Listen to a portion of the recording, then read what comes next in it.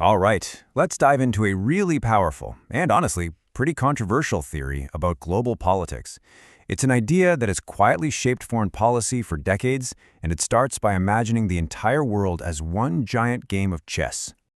So just think about that for a second. What if all the big moves on the world stage, all the alliances, the conflicts, the power plays, what if it was all just part of a strategy on a massive global chessboard? Well, that's not just a thought experiment. It's the core idea from the American strategist Zbigniew Brzezinski. Back in 1997, he published this book, The Grand Chessboard, and it pretty much laid out a playbook for how America could maintain its dominance after the Cold War. Now, in this global game of chess, you might think the most important piece is the king or the queen, right? Well, according to Brzezinski, you'd be wrong. The most important part of the game isn't a piece at all. It's the board itself. And that board, he said, is Eurasia. So, what is Eurasia? It's exactly what it sounds like. It's that huge, unbroken continent that combines Europe and Asia. I mean, think about it. It stretches all the way from Portugal in the west to the far eastern coast of Siberia. It's absolutely massive. So why does this one slab of land matter so much? Well, the stats are just mind-boggling. This region has about 3/4 of the entire world's population. It's where most of the world's wealth is, both in terms of factories and just raw natural resources. For Brzezinski, the logic was crystal clear. Whoever controls Eurasia controls the world. It's the ultimate prize. Okay, so Eurasia is the board. What about the pieces? Well, Brzezinski argued that not all countries get to play the same role. He actually sorted them into two really distinct categories, and you have to understand this distinction to get his whole strategy. He called them geostrategic players and geopolitical pivots. It's a simple but powerful idea. The players are the ones actively making moves, trying to win. The pivots, on the other hand, are like the crucial squares on the board that can totally shift the game depending on who's standing on them. So let's break that down. The players are the big actors. They're the countries with the muscle, the economic, military, and cultural power, and the will to project that power outside their own borders. Pivots, though, they're important for a different reason. It's not about what they do, it's about where they are. Their location is so sensitive that their stability, or lack of it, can send shockwaves that impact all the major players.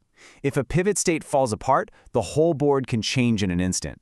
So that brings us to the master player in Brzezinski's world, the one nation that, interestingly, sits outside the main chessboard but has more say over what happens on it than anyone else, the United States. So how on earth did a non-Eurasian power become the king of the board? Well, Brzezinski lays out this incredibly fast rise to power. It really kicks off around 1898, when America starts projecting its power overseas. Then comes World War I, and suddenly the US is a deciding factor in a huge European war. After World War II, it's one of the big two superpowers. And then boom, 1991, the Soviet Union collapses, and for the first time in history, America stands completely alone at the top. And this right here is the heart of what made this moment so unique. As Brzezinski put it, this was totally unprecedented. For the first time in all of human history, a country that wasn't even on the main Eurasian chessboard had become the ultimate judge of all the power struggles happening on it. And to really get how different this was, you have to look back at history. Think about the Roman Empire. Incredibly powerful, right? But its power was fundamentally regional, all centered around the Mediterranean. It was never truly global. Or what about the Mongol Empire? I mean, it was the biggest land empire in history, just unbelievably huge. But its power was stuck on land. It didn't have a real navy, so it never had that global reach.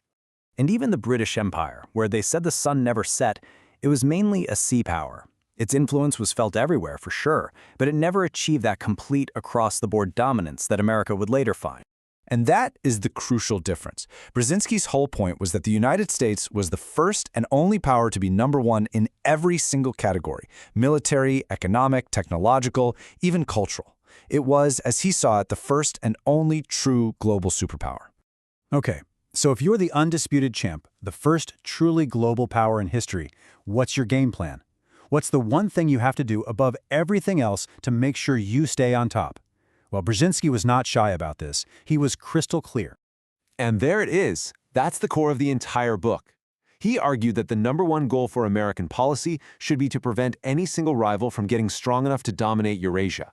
Because if a country ever managed to control that huge chessboard, it would automatically have the power to challenge America for global leadership.